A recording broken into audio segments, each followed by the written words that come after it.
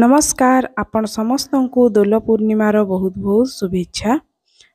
आमे इटा आसीछु गाँ के आ देखुन इटा मोरमा पूजा करिछन होली दिन रे माने पुन्नी दिनर आ इटा महुलो आंबो एंता नुआ करी जेन फल माने हेसी हेटा के भोग लगा जेसी महाप्रभुंकर पाखे आ हेटा के आमगुड़ी कहिकरी कहसु आमे आपण माने काना कहसन निश्चय बताबे। आउ थरे आपण समस्त के होली रो बहुत बहुत शुभेच्छा और अभिनंदन।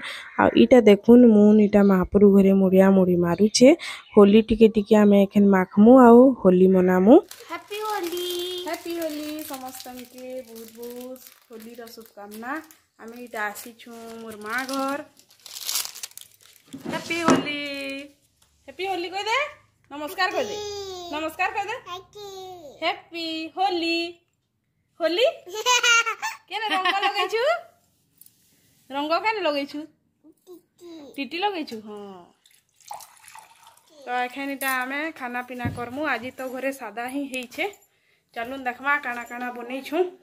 आज इटा बनी छे मुनगा भजा आमर बारी रो मुनगा इटा तुली की आनी की आ देखुन इटा कढ़ई रे इटा फ्राइड राइस टाइप रो इटा करिया हेइछे आउ प्लेन खट्टा एतकी न आज हेइछे एखन हमें खाएमु।